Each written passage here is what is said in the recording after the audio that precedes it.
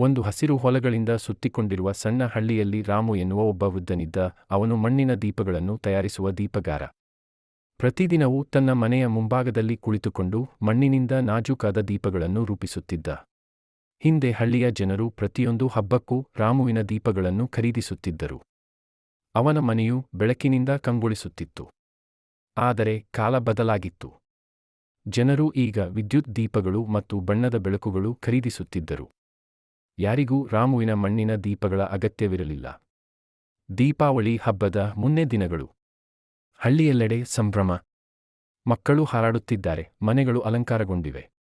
ಆದರೆ ರಾಮುವಿನ ಸಣ್ಣ ಅಂಗಡಿಯಲ್ಲಿ ಯಾರೂ ಬಂದಿರಲಿಲ್ಲ. ಅವನು ನಿಶ್ಶಬ್ದವಾಗಿ ತನ್ನ ದೀಪಗಳತ್ತ ನೋಡುತ್ತಿದ್ದ. ಆ ಸಂಜೆ ರಾಮು ಮನೆ ಮುಂದೆ ಕುಳಿತುಕೊಂಡಿದ್ದ. ಮಾರಾಟವಾಗದ ದೀಪಗಳ ಮೇಲೆ ಮಳೆಯ ಹನಿಗಳು ಬೀಳುತ್ತಿವೆ. ಅವನ ಕಣ್ಣಲ್ಲಿ ಕಣ್ಣೀರು. ಅವನು ಮನಸ್ಸಿನಲ್ಲಿ ಯೋಚಿಸಿದ, ಈ ದೀಪಗಳಿಗೆ ಈಗ ಯಾರು ಬೇಕು? ನನ್ನ ಬೆಳಕು ಮುಗಿದಂತೆ ಕಾಣುತ್ತದೆ. ಆ ಕ್ಷಣದಲ್ಲಿ ಒಂದು ಚಿಕ್ಕ ಹುಡುಗಿ ಓಡುತ್ತಾ ಬಂದಳು. ಆಕೆಯ ಹೆಸರು ಗೀತಾ. ಅವಳು ನಗುತ್ತ ರಾಮುವಿನ ಮುಂದೆ ನಿಂತು ಹೇಳಿದಳು, ತಾತ, ನಮ್ಮ ಶಾಲೆಯಲ್ಲಿ ಬೆಳಕು ಇಲ್ಲ, ಒಂದು ದೀಪ ಕೊಡ್ತೀರಾ? ರಾಮು ನಗುತ್ತ ತಲೆಯಾಡಿಸಿದ. ಖಂಡಿತ ಮಗು, ತೆಗೆದುಕೋ ಎಂದು ಹೇಳಿ ಒಂದು ಮಣ್ಣಿನ ದೀಪ ಬೆಳಗಿಸಿ ಕೊಟ್ಟ. ಮುಂದಿನ ದಿನದಿಂದ ಹಳ್ಳಿಯ ಎಲ್ಲರೂ ರಾಮುವಿನ ದೀಪಗಳನ್ನು ಖರೀದಿಸಿದರು.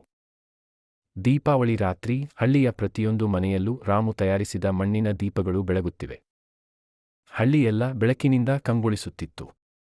ರಾಮು ನಗುತ್ತ ಕೈಯಲ್ಲಿ ಒಂದು ದೀಪ ಹಿಡಿದುಕೊಂಡು ನಿಧಾನವಾಗಿ ಹೇಳಿದ, ಬೆಳಕು ದೊಡ್ಡದಾಗಬೇಕಿಲ್ಲ, ಹೃದಯದಿಂದ ಬಂದರೆ ಸಾಕು.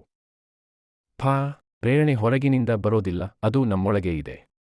ನೀನೇ ನಿನ್ನ ಬೆಳಕಾಗು.